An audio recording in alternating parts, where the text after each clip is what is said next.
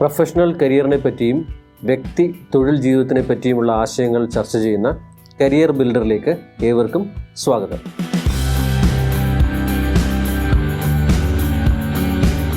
നമ്മൾ ചെയ്യുന്ന ജോലിയിലും ജോലി സ്ഥലത്തും നമ്മുടെ കരിയർ ബിൽഡ് ചെയ്യാനുമൊക്കെ ആശയവിനിമയത്തിന് പ്രാധാന്യമുണ്ടോ എന്ന് ആൾക്കാർ ചോദിക്കാറുണ്ട്.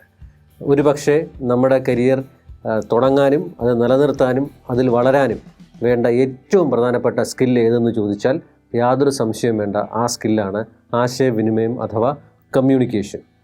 പലപ്പോഴും ഒരു തൊഴിലിടത്തിൽ പ്രശ്നങ്ങൾ ഉണ്ടാകുന്നത് കമ്മ്യൂണിക്കേഷനുമായി ബന്ധപ്പെട്ട പോരായ്മകൾ കാരണമാണ്. ഒന്നുകിൽ കമ്മ്യൂണിക്കേഷൻ ഗ്യാപ്പാകാം, ഇല്ലെങ്കിൽ സൈലൻസ് ആകാം, ഇല്ലെങ്കിൽ മിസ് കമ്മ്യൂണിക്കേഷൻ ആകാം. അതായത് കിട്ടേണ്ട ഇൻഫർമേഷൻ മുഴുവനായി കിട്ടാതിരിക്കുക, ഇല്ലെങ്കിൽ ഒരു ഇൻഫർമേഷനും കൊടുക്കാതിരിക്കുക, ഇല്ലെങ്കിൽ തെറ്റായ ഇൻഫർമേഷൻ കൊടുക്കുക. ഇങ്ങനെ പല രീതിയിലുള്ള കമ്മ്യൂണിക്കേഷനിലുള്ള പോരായ്മകൾ കാരണമാണ് ഒരു സ്ഥാപനത്തിൽ ഒരു തൊഴിൽ എൻവയോൺമെൻറ്റിൽ പല പ്രശ്നങ്ങളും ഉണ്ടാകുന്നത്. അതുകൊണ്ട് നമ്മൾ ഒരു പ്രൊഫഷണൽ എൻവയോൺമെൻറ്റിൽ ജോലി ചെയ്യുമ്പോൾ ഏറ്റവും കൂടുതൽ പോളിഷ് ചെയ്യേണ്ട സ്കില്ലാണ് കമ്മ്യൂണിക്കേഷൻ അഥവാ ആശയവിനിമയം. ഒരാശയവിനിമയത്തിൽ പ്രധാനമായിട്ടും 4 കാര്യങ്ങളാണ് വേണ്ടത്. ഇത് ഒരു വർത്തമാനം പറയുമ്പം ഒരു കാര്യം കമ്മ്യൂണിക്കേറ്റ് ചെയ്യുമ്പോൾ അത് തുടങ്ങാനായി ഒരു സെൻഡർ വേണം, അത് കിട്ടാനായി കേൾക്കാനായി ഒരു റിസീവർ വേണം. ഇനി ഇത് കാര്യങ്ങൾ വ്യക്തമായി അങ്ങോട്ടും ഇങ്ങോട്ടും കൈമാറുന്നതിനൊരു മെസ്സേജ് വേണം. ഇനി സെൻഡറും റിസീവറും മെസ്സേജും ഒക്കെ ഉണ്ടെങ്കിലും ഇത് നല്ല രീതിയിൽ ഇത് കടന്നു പോകുന്നതിന് ഒരു ചാനൽ അഥവാ മീഡിയവും വേണം. അപ്പോൾ ഇന്ന് നമുക്കൊരു തൊഴിലിടത്തിൽ ശ്രദ്ധിക്കേണ്ട പ്രധാനപ്പെട്ട കമ്മ്യൂണിക്കേഷൻ ചാനൽസ് ഏതൊക്കെയാണെന്നാണ് പരിശോധിക്കാനായി പോകുന്നത്. ഒരു വ്യക്തി ജീവിതത്തിലും ഒരു പ്രൊഫഷണൽ ജീവിതത്തിലും നമ്മൾ പല രീതിയിലുള്ള കമ്മ്യൂണിക്കേഷൻ ചാനൽസ് ഉപയോഗിക്കാറുണ്ട്. എന്നാൽ നമ്മളുടെ ആശയവിനിമയത്തിലെ കമ്മ്യൂണിക്കേഷനിലെ പോരായ്മകൾ പരിഹരിച്ച് ഏറ്റവും ഇഫക്റ്റീവായി മുമ്പോട്ട് പോകാനായിട്ട് 5 രീതിയിലുള്ള ചാനലുകളാണ് ഉപയോഗിക്കുന്നത്. അതിൽ ഒന്നാമത്തേതാണ് വെർബൽ കമ്മ്യൂണിക്കേഷൻ ചാനൽ എന്ന് ഉദ്ദേശിക്കുന്നത്. രണ്ടാമത്തേത് നോൺ വെർബൽ അഥവാ ബോഡി ലാംഗ്വേജ്. മൂന്നാമത്തേത് ലിസണിങ്. നാലാമത്തേത് ഒബ്സർവേഷൻ. അഞ്ചാമത്തേത് റിട്ടൺ. ഇങ്ങനെ 5 രീതിയിലുള്ള കമ്മ്യൂണിക്കേഷൻ ചാനൽസാണ് നമ്മൾ അറിഞ്ഞോ അറിയാതെയോ ഒരു പ്രൊഫഷണൽ എൻവയോൺമെൻറ്റിൽ ഉപയോഗിക്കുന്നത്. പലപ്പോഴും ഇതിൽ ഏതിൻ്റെയെങ്കിലുമൊക്കെ പോരായ്മകളായിരിക്കും പല പ്രശ്നങ്ങളും ഉണ്ടാക്കുന്നത്. അപ്പോൾ ഇതിൽ ഏതിനാണ് ഏറ്റവും പ്രാധാന്യമുള്ളതെന്ന് പലരും ചോദിക്കാറുണ്ട്. ഈ 5നും ഒരു തൊഴിലിടത്തിൽ വളരെ വലിയ പ്രാധാന്യമുണ്ടെങ്കിലും അതിൽ ചിലതിനൊക്കെ ഒരു പക്ഷേ മറ്റ് ചിലതിനേക്കാൾ ഒരു ചെറിയ പ്രാധാന്യം കൂടുതലുണ്ടാകാം. ഇതിൽ ഓരോന്നായിട്ട് എടുത്ത് പരിശോധിക്കുകയാണെങ്കിൽ ആദ്യത്തെ വെർബൽ കമ്മ്യൂണിക്കേഷൻ ഇഫക്റ്റീവ് ആകുന്നത് തന്നെ നമ്മൾ ഒരു കാര്യം പറയുന്ന രീതിയും അതിനുപയോഗിക്കുന്ന വാക്കുകളും ഉപയോഗിക്കുന്ന ഭാഷയും അനുസരിച്ചിട്ടാണ്. Words and languages play a very crucial role in verbal communication. നമ്മുടെയൊക്കെ ജോലി സ്ഥലത്തേക്ക് നമ്മൾ നോക്കുമ്പോഴത്തേക്ക് കാൻഡിഡേറ്റ്സ് പ്രിപ്പയർ ചെയ്യുമ്പോൾ എംപ്ലോയബിലിറ്റി സ്റ്റാൻഡേർഡ് ഇല്ല എന്ന് പലപ്പോഴും പറയാറുണ്ട്. ഇൻ്റർവ്യൂസിലൊക്കെ കാൻഡിഡേറ്റ്സ് അറ്റൻഡ് ചെയ്യുമ്പോൾ നമ്മുടെ നാട്ടിലെ ഏറ്റവും വലിയ പോരായ്മ തന്നെ അറ്റൻഡ് ചെയ്യുന്ന ഉദ്യോഗാർത്ഥികൾക്ക് കാൻഡിഡേറ്റ്സിന് ഒരു തൊഴിലിടത്തിൽ ആവശ്യമായിട്ടുള്ള കമ്മ്യൂണിക്കേഷൻ സ്റ്റാൻഡേർഡ് ഇല്ല എന്നുള്ളതാണ്. ഇതിൽ ഒരു പക്ഷേ ആ കാര്യങ്ങൾ കമ്മ്യൂണിക്കേറ്റ് ചെയ്യാനുള്ള കോൺഫിഡൻസിൻ്റെ കുറവായിരിക്കും, ഇല്ലെങ്കിൽ സംസാരിക്കാൻ നേരത്തെ പറഞ്ഞ പോലുള്ള വേർഡ്സിൻ്റെയും അല്ലെങ്കിൽ ആ ഭാഷ ഉപയോഗിക്കുന്ന ശൈലിയുടെയും ഫ്ലോയുടെയും ഒക്കെ കുറവായിരിക്കും. പക്ഷേ വെർബൽ കമ്മ്യൂണിക്കേഷന് ഒരു ആശയവിനിമയം തുടങ്ങുന്നതിനുള്ള റോള് വളരെ വലുതാണ്. First impression is the best impression എന്നാണ് നമ്മൾ പറയാറ്. അപ്പോൾ ഇതിൽ പലപ്പോഴും ഈ വെർബൽ കമ്മ്യൂണിക്കേഷനിൽ ഗ്ലോബൽ കമ്മ്യൂണിക്കേഷൻ വെർബൽ കമ്മ്യൂണിക്കേഷനായിട്ടുള്ള ഇംഗ്ലീഷ് ലാംഗ്വേജിനുള്ള പ്രാധാന്യം വളരെ കൂടുതലാണ്. നമുക്കൊരു ജോലി കിട്ടാനായിട്ട് മിനിമം 3 ലാംഗ്വേജസ് എങ്കിലും അറിഞ്ഞിരിക്കണം. അതിലൊന്ന് ഇൻ്റർനാഷണൽ ലാംഗ്വേജ് ആയിട്ടുള്ള ഇംഗ്ലീഷ് ലാംഗ്വേജാണ്. നമ്മൾ ഇന്ത്യയിലാണ് ജോലി ചെയ്യുന്നതെങ്കിൽ നാഷണൽ ലാംഗ്വേജ് ആയിട്ടുള്ള ഹിന്ദി. ഇനി നമ്മൾ ഏത് നാട്ടിലാണോ ജോലി ചെയ്യുന്നത്, ഏത് സംസ്ഥാനത്തിലാണോ ജോലി ചെയ്യുന്നത്, ആ സംസ്ഥാനത്തെ ലോക്കലായിട്ടുള്ള ഭാഷ. അപ്പോൾ ഈ 3 ലാംഗ്വേജസ് എങ്കിലും അറിഞ്ഞിരിക്കണം. അതിലെ വേർഡ്സുകൾ പഠിക്കണം, ആ ഭാഷ ഉപയോഗിക്കാൻ അറിയണം, അത് ഫ്ലോയോടുകൂടി മറ്റുള്ളവർക്ക് മനസ്സിലാകുന്ന രീതിയിൽ സംസാരിക്കാനും പറ്റണം. ഇതെല്ലാം ഒരു വെർബൽ കമ്മ്യൂണിക്കേഷനെ സ്വാധീനിക്കുന്ന ഘടകങ്ങളാണ്. ഇതിൽ ആൾക്കാർക്ക് പലപ്പോഴും മറ്റുള്ളവരോട് സംസാരിക്കാൻ വെർബൽ കമ്മ്യൂണിക്കേഷൻ നടത്താനുള്ളൊരു ഭയമുണ്ട്. വെർബൽ കമ്മ്യൂണിക്കേഷന് ഭയമുള്ള ആൾക്കാർ ആദ്യം മറ്റുള്ളവർ കാണാതെ തന്നെ സ്വയം പ്രാക്ടീസ് ചെയ്യുന്നത് നല്ലതായിരിക്കും. അവർക്ക് ഇഷ്ടപ്പെട്ട വിഷയം ഒരു 4-5 സെൻറ്റൻസുകളാക്കി അവർ കണ്ണാടിയുടെ മുമ്പിൽ നിന്ന് മറ്റാരും കാണാതെ നിന്ന് പറഞ്ഞു നോക്കുക. ആ സമയത്ത് അവരുടെ ഒരു റെക്കോർഡർ, മൊബൈലിലെ റെക്കോർഡർ ഉപയോഗിച്ച് ഇവർ പറയുന്ന കാര്യങ്ങൾ റെക്കോർഡ് ചെയ്യുക. അതിനുശേഷം വീണ്ടും കേട്ട് നോക്കുക. അപ്പോൾ അങ്ങനെ വരുമ്പോൾ അവർ ഉപയോഗിക്കുന്ന വാക്കുകൾ, ആ വാക്കുകൾ ഉപയോഗിക്കുന്ന രീതി, അതിൻ്റെ ഫ്ലോ, അത് തുടങ്ങിയ രീതി അവസാനിപ്പിച്ച രീതിയൊക്കെ ഇത് മനസ്സിലാക്കാൻ സാധിക്കുകയും ഇത് 3-4 തവണ റിപ്പീറ്റ് ചെയ്യുമ്പോഴത്തേക്ക് നമുക്ക് പ്രാക്ടീസിൽ കൂടെ അതിനെ പെർഫെക്റ്റ് ആക്കുകയും ചെയ്യാം. അങ്ങനെ പെർഫെക്റ്റ് ആക്കി വരുമ്പോൾ നമുക്കൊരു ആത്മവിശ്വാസം കിട്ടും. ആത്മവിശ്വാസം കിട്ടിക്കഴിയുമ്പോൾ നമുക്ക് വളരെ വേണ്ടപ്പെട്ട ആൾക്കാരുമായിട്ട് ഈ പർട്ടിക്കുലർ വെർബൽ ലാംഗ്വേജ് ഉപയോഗിക്കുക. ഏത് ഭാഷയാണോ ഉപയോഗിക്കേണ്ടത് അത് ഉപയോഗിക്കുക. അത് ഉപയോഗിച്ച് കഴിഞ്ഞ് അങ്ങനെയുള്ള ഒരു ചെറിയ ഗ്രൂപ്പിനിടയിൽ ഒരു കോൺഫിഡൻസ് കിട്ടുമ്പോൾ നമുക്ക് അധികം പരിചയമില്ലാത്ത പുതിയ മേഖലകളിലും ആൾക്കാരുടെ മുമ്പിലും ഒരു പബ്ലിക് പ്ലാറ്റ്ഫോമിലും ഒക്കെ സംസാരിക്കാനുള്ള കോൺഫിഡൻസ് കിട്ടും. അപ്പോൾ ഒരു കാര്യം ഞാൻ പറയാം, ഈ 5 കമ്മ്യൂണിക്കേഷൻ ചാനലിൽ വെർബൽ കമ്മ്യൂണിക്കേഷൻ ചാനലുകളുടെ പ്രാധാന്യം വളരെ വലുതാണ്. ഇനി രണ്ടാമത്തെ കമ്മ്യൂണിക്കേഷൻ ചാനലാണ് നോൺ വെർബൽ കമ്മ്യൂണിക്കേഷൻ ചാനൽ അഥവാ ബോഡി ലാംഗ്വേജ്. മലയാളത്തിൽ ഇതിനെ ശരീരഭാഷ എന്ന് പറയും. ഒരു പക്ഷേ നമ്മൾ വാക്കുകൾ ഉപയോഗിച്ചുള്ള ഭാഷയെക്കാളും കനത്ത ഇമ്പാക്റ്റ്, അത് പോസിറ്റീവായിട്ടുള്ള ഇൻഫ്ലുവൻസും നെഗറ്റീവായിട്ടുള്ള ഇൻഫ്ലുവൻസും ഉണ്ടാക്കുന്ന ഒരു കമ്മ്യൂണിക്കേഷൻ ചാനലാണ്, ആശയവിനിമയ ചാനൽ മാർഗമാണ് ബോഡി ലാംഗ്വേജ് അഥവാ ശരീരഭാഷ. രണ്ടാമത്തെ കമ്മ്യൂണിക്കേഷൻ ചാനലായിട്ടുള്ള ബോഡി ലാംഗ്വേജ് അഥവാ ശരീരഭാഷയെ നമുക്ക് 3 തരംതിരിക്കാം. ഒന്ന്, നമ്മൾ മുഖം കൊണ്ട് ആണല്ലോ ആൾക്കാരുടെ മുമ്പിൽ ഒരു അപ്പിയറൻസ് വരുത്തുകയും പല കാര്യങ്ങളും നോൺ വെർബൽ ക്യൂസ് ഉപയോഗിച്ച് സംസാരിക്കുകയും ചെയ്യുന്നത്. അതിനെ ഫേഷ്യൽ എക്സ്പ്രഷൻസ് എന്ന് വിളിക്കാം. ഇനി രണ്ടാമത്തെ ശരീരഭാഷയിലെ രണ്ടാമത്തെ കാര്യമാണ് നമ്മൾ കൈകൊണ്ടും മുഖം കൊണ്ടും കാണിക്കുന്ന, കണ്ണുകൊണ്ടും കാണിക്കുന്ന ആംഗ്യങ്ങൾ, ജസ്റ്റേഴ്സ് എന്ന് നമുക്ക് ഇംഗ്ലീഷിൽ വിളിക്കാം. മൂന്നാമത്തേത് നമ്മൾ ഇരിക്കുന്ന രീതിയും നിൽക്കുന്ന രീതിയുമാണ്, അതിനെ പോസ്റ്റേഴ്സ് എന്ന് വിളിക്കാം. അങ്ങനെ ശരീരഭാഷയെ നമുക്ക് ഫേഷ്യൽ എക്സ്പ്രഷൻ എന്നും ജസ്റ്റേഴ്സ് എന്നും പോസ്റ്റേഴ്സ് എന്നും ഒക്കെ നമുക്കതിനെ ക്ലാസിഫൈ ചെയ്യാം. പക്ഷേ ഒരു കാര്യം ഞാൻ പറയാം, ഒരു സാധാരണക്കാരെ സംബന്ധിച്ചിടത്തോളം അല്ലെങ്കിൽ നമ്മളെ അധികം അറിയാത്ത ആൾക്കാരെ സംബന്ധിച്ചിടത്തോളം നമ്മൾ കമ്മ്യൂണിക്കേറ്റ് ചെയ്യുമ്പോൾ പെട്ടെന്നൊരു ജഡ്ജ്മെൻറ്റിലേക്ക് പോകുന്നത് നമ്മുടെ ശരീരഭാഷ തന്നെയാണ്. അതുകൊണ്ട് നമ്മളൊരു ജോലി കിട്ടാനായിട്ട് സെലക്ഷൻ റൗണ്ടുകളിൽ ഇരിക്കുമ്പോഴത്തേക്ക് ഒരു ഗ്രൂപ്പ് ഡിസ്കഷൻ ആയിക്കോട്ടെ, ഒരു ഇൻ്റർവ്യൂ ആയിക്കോട്ടെ, നാളെ ജോലി കിട്ടിയ ഒരു മീറ്റിങ്ങിലൊക്കെ ആയിക്കോട്ടെ, അവിടെ ഇംപ്രഷൻ ഉണ്ടാക്കുന്നതിലും നമുക്ക് നമ്മളെപ്പറ്റി മറ്റുള്ളവർക്ക് ഒരു പോസിറ്റീവ് കാഴ്ചപ്പാടുണ്ടാക്കുന്നതിലും നമ്മുടെ ശരീരഭാഷയുടെ പ്രാധാന്യം വളരെ കൂടുതലാണ്. അപ്പോൾ ഈ ശരീരഭാഷയെ പറ്റി ഒരു ചൊല്ല് തന്നെയുണ്ട്, നമ്മൾ പറയുന്ന കാര്യം ആൾക്കാർ വളരെ പെട്ടെന്ന് മറക്കും, പക്ഷേ നമ്മൾ എങ്ങനെ പറഞ്ഞു എന്നുള്ളത് ആൾക്കാർ കാലങ്ങളോളം ഓർക്കും എന്നുള്ളതാണ് ശരീരഭാഷയുടെ ഏറ്റവും പ്രധാനപ്പെട്ട കാര്യം.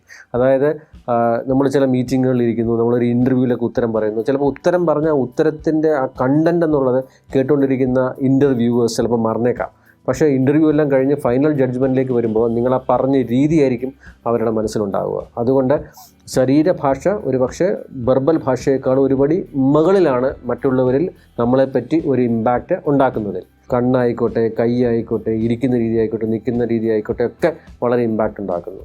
ഇതിൽ ഒരു പക്ഷേ നമ്മളൊരു ഇൻ്റർവ്യൂവിന് പോയാലും ഒരു മീറ്റിങ്ങിന് പോയാലും നമ്മൾ ഏറ്റവും കൂടുതൽ മറ്റുള്ളവരെ സ്വാധീനിക്കാൻ സാധ്യതയുള്ള ഒരു ശരീരഭാഗമാണ് ചീക്ക് എന്ന് പറയുന്നത്, കവിൾ. അപ്പോൾ നമ്മളൊരു ഗുഡ് മോർണിംഗ് പറയുകയാണെങ്കിലും ഒരു മീറ്റിങ്ങിൽ സംസാരിച്ച് തുടങ്ങുമ്പോഴൊക്കെ ആണെങ്കിലും വളരെ എൻ്റർപ്രൈസിംഗ് ആയിട്ട് വളരെ എനർജറ്റിക് ആയിട്ട് ഒരു ഫേഷ്യൽ എക്സ്പ്രഷൻസ് കൊടുത്ത് സംസാരിച്ച് തുടങ്ങുമ്പോൾ അതൊരു പോസിറ്റിവിറ്റി അവിടെ ജനറേറ്റ് ചെയ്യുന്നു.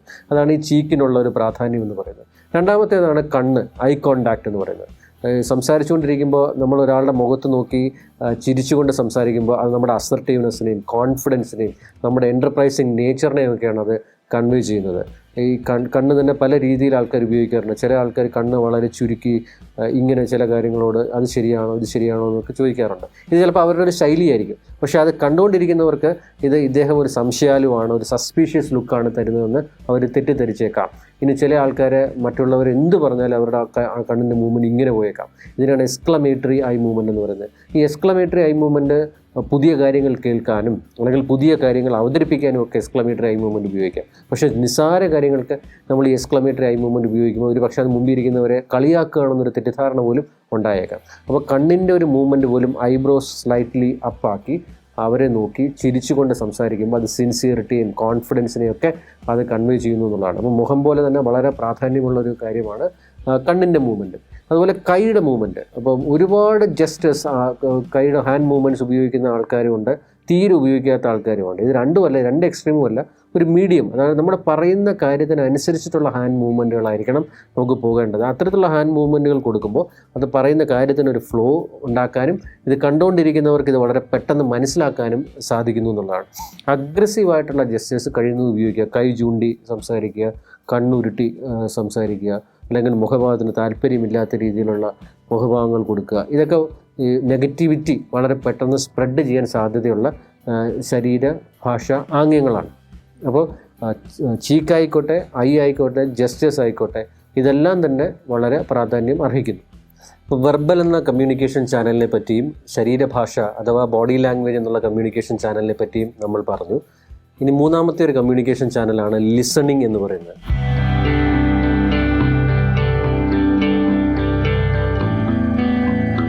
ഒരു പക്ഷേ കമ്മ്യൂണിക്കേഷൻ ചാനലുകൾ ഞാൻ നേരത്തെ പറഞ്ഞു ചിലതിനേക്കാൾ ഒരുപടി മുകളിൽ നിൽക്കുമെന്ന് പറഞ്ഞു.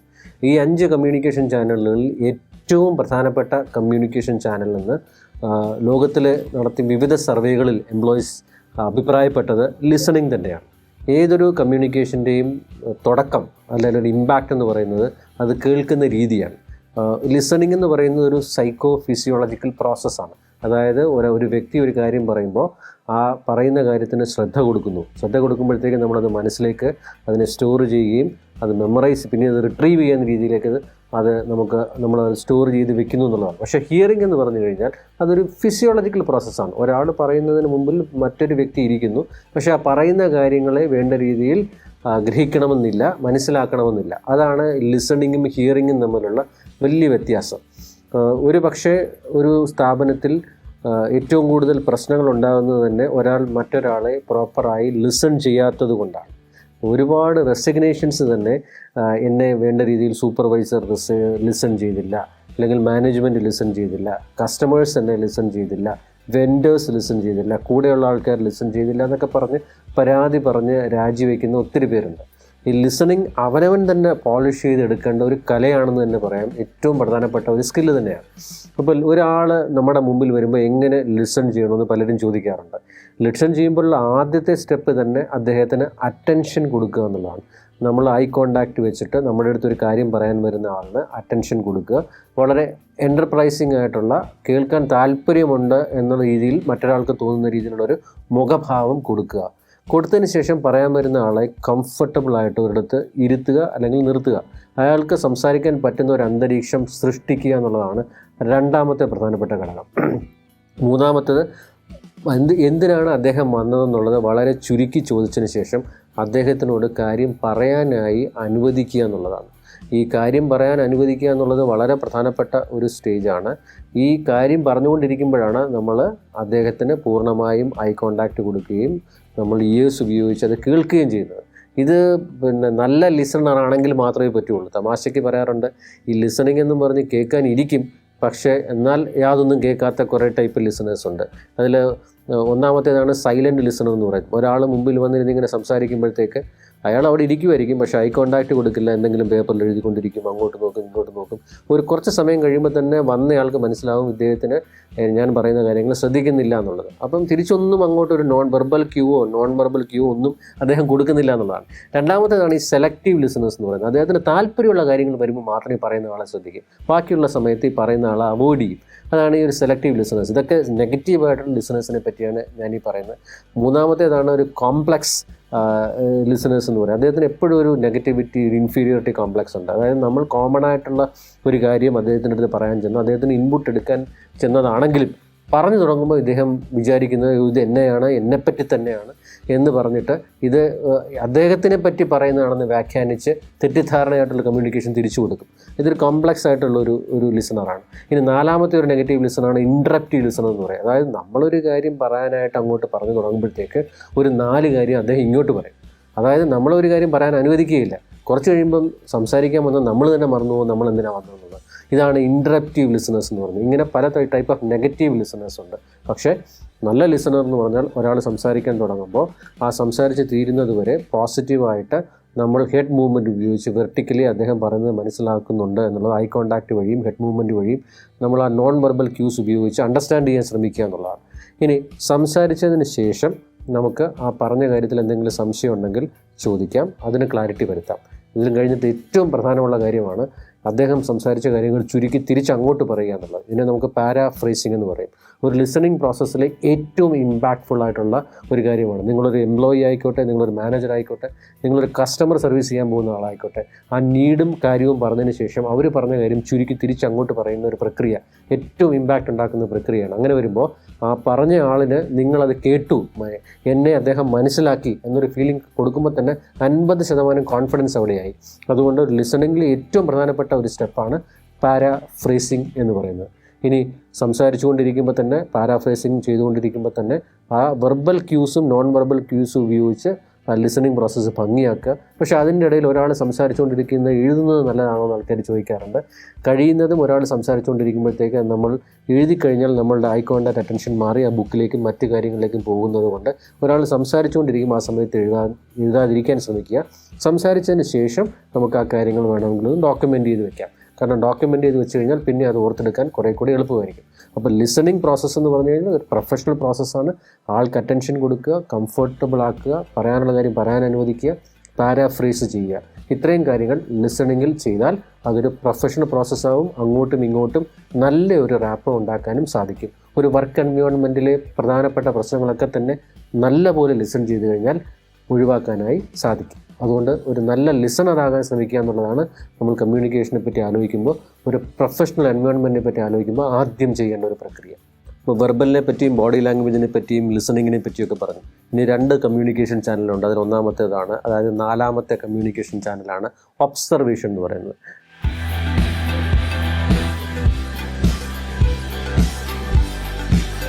കാര്യങ്ങൾ നോക്കിക്കാണുക. വെറുതെ നോക്കിക്കാണുന്നതും ഒബ്സർവ് ചെയ്യുന്നതും തമ്മിൽ വ്യത്യാസമുണ്ട്. നമ്മൾ വെറുതെ നോക്കി കാണുമ്പോൾ ഒരു ഇൻഫർമേഷൻ കിട്ടി, ഒരു കാര്യം കണ്ടു കഴിഞ്ഞാൽ അതങ്ങ് നമ്മുടെ മനസ്സിലേക്ക് പോകുന്നില്ല, മെമ്മറിയിലേക്ക് പോകുന്നില്ല, നമുക്ക് റിട്രീവ് ചെയ്യാൻ സാധിക്കുന്നില്ല. പക്ഷെ നമ്മൾ ഒബ്സർവ് ചെയ്യുകയാണെങ്കിൽ ആ കാര്യത്തിന് ശ്രദ്ധ കൊടുക്കുന്നു. ആ ശ്രദ്ധ കൊടുക്കുന്നതുകൊണ്ട് നമുക്ക് കൂടുതൽ കാര്യങ്ങൾ ഗ്രഹിക്കാനും പറ്റും. ഒരു ഉദാഹരണത്തിന് നമ്മളൊരു ബുക്കിൽ നോക്കി പഠിക്കുകയാണെങ്കിൽ വെറുതെ വായിക്കുന്നതും ഒബ്സർവ് ചെയ്യുന്നതും തമ്മിൽ വ്യത്യാസമുണ്ട്. ഒബ്സർവ് ചെയ്യുമ്പോൾ നമ്മൾ അതിനകത്തുള്ള ഓരോ ലെറ്റർ ആയിക്കോട്ടെ, പടമായിക്കോട്ടെ, നമ്മുടെ മനസ്സിലേക്ക് അത് പതിയും. അപ്പോൾ നമുക്കത് പിന്നീട് അത് റിട്രീവ് ചെയ്തെടുക്കാനായിട്ട് വളരെ എളുപ്പമാണ്. അതുപോലെ നമ്മൾ ഒരാൾ സംസാരിച്ചു കൊണ്ടിരിക്കുമ്പോൾ ഒബ്സർവ് ചെയ്ത് കഴിഞ്ഞാൽ അദ്ദേഹം പറയുന്ന വാക്കുകൾ മാത്രമല്ല, അദ്ദേഹത്തിൻ്റെ നോൺ വെർബൽ ക്യൂസും നമ്മൾ ഒബ്സർവ് ചെയ്യുമ്പോഴത്തേക്ക് അദ്ദേഹത്തിൻ്റെ പ്രശ്നം എന്താണ്, ആ പ്രശ്നത്തിൻ്റെ കാരണം എന്താണെന്ന് നമുക്ക് വിഷ്വലൈസ് ചെയ്യാനും പെട്ടെന്ന് ചിലപ്പോൾ ഒരു പക്ഷേ നമുക്ക് ഉത്തരം കൊടുക്കാനും സാധിക്കും എന്നുള്ളതാണ്. ഇനി മറ്റ് ചില ആൾക്കാരെ നമ്മൾ ഒബ്സർവ് ചെയ്ത് കഴിഞ്ഞാൽ ഒരു വഴക്കിനുള്ള തുടക്കമല്ലേ ഇത് എന്നുള്ളത് വളരെ പെട്ടെന്ന് തിരിച്ചറിയാനും ആ വഴക്ക് തുടക്കത്തിൽ തന്നെ ഉണ്ടാകാതെ സോൾവ് ചെയ്യാനുള്ള ചില കമ്മ്യൂണിക്കേഷൻ പാറ്റേൺസ് നിങ്ങൾക്ക് തന്നെ അസർട്ടീവായി തുടങ്ങാനും സാധിക്കും എന്നുള്ളതാണ്. ഇനി ഒബ്സർവ് ചെയ്ത് കഴിഞ്ഞാൽ മറ്റൊരു സഹായം എന്ന് പറഞ്ഞു കഴിഞ്ഞാൽ ബാക്കിയുള്ളവർക്ക് നല്ല രീതിയിലുള്ള പോസിറ്റീവായ കൺസ്ട്രക്റ്റീവായിട്ടുള്ള ഫീഡ്ബാക്കുകൾ കൊടുക്കാൻ പറ്റും എന്നുള്ളതാണ് വേറൊരു അഡ്വാൻറ്റേജ്. ഇനി നിങ്ങളൊരു ഇൻ്റർവ്യൂവിനൊക്കെ ഇരിക്കുമ്പോഴത്തേക്ക് മറ്റുള്ളവരോട് ഒരുപാട് സംസാരിക്കാതെ അവിടെയുള്ള വർക്ക് എൻവയോൺമെൻറ്റിനെ പറ്റിയും അവിടെ എഴുതി വെച്ചിരിക്കുന്ന കാര്യങ്ങളെ പറ്റിയൊക്കെ ഒബ്സർവ് ചെയ്ത് കഴിഞ്ഞാൽ ചിലപ്പോൾ അകത്ത് കയറുമ്പോൾ ആ ഇൻ്റർവ്യൂവർ ചിലപ്പോൾ ഞങ്ങളെപ്പറ്റി എന്തറിയാം എന്ന് ചോദിക്കുമ്പോൾ ഇവിടുന്ന് ഒബ്സർവ് ചെയ്ത പല കാര്യങ്ങളും അവിടെ പറയാൻ പറ്റുകയും ഒരു പക്ഷേ ആ ഇൻ്റർവ്യൂ ക്വാളിഫൈ ചെയ്യാനായിട്ട് നിങ്ങളെ സഹായിക്കുകയും ചെയ്യും. അതുകൊണ്ട് വെറുതെ കാണുന്നതും ഒരു കാര്യം നോക്കി മനസ്സിലാക്കുന്നതും തമ്മിൽ വ്യത്യാസമുണ്ട്. നോക്കി മനസ്സിലാക്കുന്ന രീതിയാണ് ഒബ്സർവേഷൻ എന്ന് പറയുന്നത്. നിങ്ങളൊരു ജോലി സ്ഥലത്ത് ഒരു പുതിയ വർക്ക് എൻവയോൺമെൻറ്റിൽ പോവുകയാണെങ്കിൽ ഞാൻ പറയും ആദ്യത്തെ 1 മാസം ഏറ്റവും കൂടുതൽ ചെയ്യേണ്ട ഒരു പ്രക്രിയ എന്ന് പറയുന്നത് ഒബ്സർവേഷനാണ്. നിങ്ങൾ ഒബ്സർവ് ചെയ്ത് കഴിഞ്ഞാൽ ചുറ്റുപാടുമുള്ള എൻവയോൺമെൻറ്റുകളിൽ ഈവൻ മൈന്യൂട്ടായിട്ടുള്ള ഇൻഫർമേഷൻ പോലും നിങ്ങൾക്ക് മനസ്സിലാക്കാൻ സാധിക്കും. അതുകൊണ്ട് നന്നായി ഒബ്സർവ് ചെയ്യുക. ഒരു നല്ല ഒബ്സർവർ ആണെങ്കിൽ നിങ്ങളുടെ പ്രൊഫഷണൽ കോമ്പീറ്റൻസിയുടെ ഇൻറ്റൻസിറ്റി തീർച്ചയായിട്ടും വർദ്ധിക്കും. 4 കമ്മ്യൂണിക്കേഷൻ ചാനലുകളെ പറ്റി പറഞ്ഞു. ഞാൻ തുടക്കത്തിൽ പറഞ്ഞ 5 കമ്മ്യൂണിക്കേഷൻ ചാനലുകളിൽ 5ാമത്തേതാണ് റിട്ടൺ കമ്മ്യൂണിക്കേഷൻ എന്ന് പറയുന്നത്. പലപ്പോഴും റിട്ടൺ കമ്മ്യൂണിക്കേഷൻ ആൾക്കാരെ വേണ്ട രീതിയിലുള്ള പ്രാധാന്യം കൊടുക്കാത്തത് കൊണ്ട് പല പ്രശ്നങ്ങളും ഉണ്ടാവാറുണ്ട്.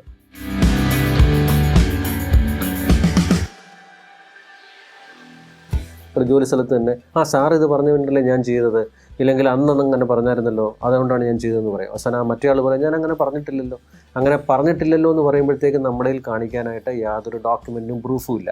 അതുകൊണ്ടാണ് നമ്മൾ ഏത് കമ്മ്യൂണിക്കേഷൻ ആണെങ്കിലും, ഒരു വർക്ക് എൻവയോൺമെൻറ്റിൽ ജോലിയുടെ ഇൻസ്ട്രക്ഷൻ ആണെങ്കിലും ജോലിയുമായി ബന്ധപ്പെട്ട മറ്റ് കാര്യങ്ങളാണെങ്കിലും അതൊരു ലെറ്ററായിട്ടോ ഇമെയിലായിട്ടോ ഒഫീഷ്യലായിട്ട് വാങ്ങിക്കുക.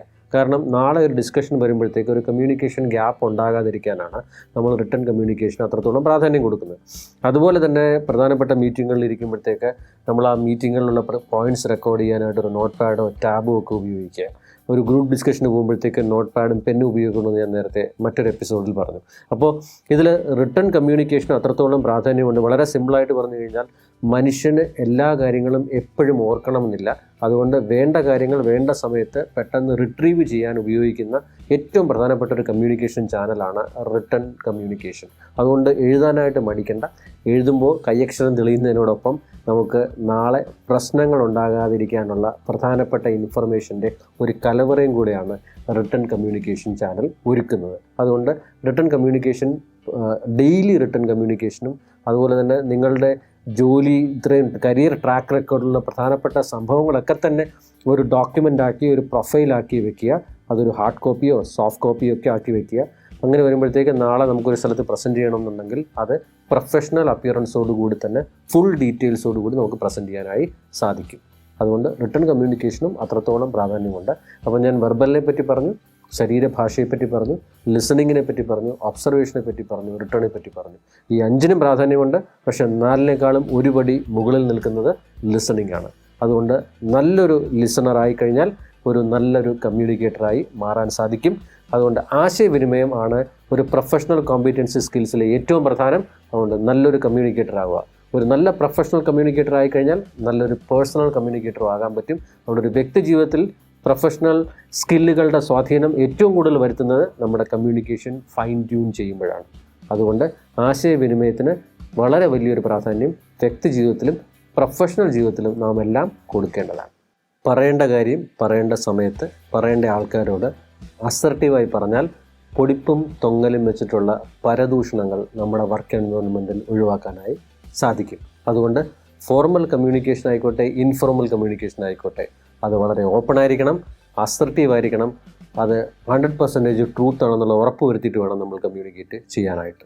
അതുകൊണ്ട് കമ്മ്യൂണിക്കേഷൻ ചെയ്യുമ്പോഴത്തേക്ക് അതിന് ക്ലാരിറ്റി ഉണ്ടെങ്കിൽ ആ ക്ലാരിറ്റി നമ്മളെ പെർഫെക്റ്റ് അണ്ടർസ്റ്റാൻഡിങ്ങിലേക്ക് നയിക്കും. അത് വ്യക്തി ജീവിതത്തിലായിക്കോട്ടെ, പ്രൊഫഷണൽ ജീവിതത്തിലായിക്കോട്ടെ. So communication is the key to success.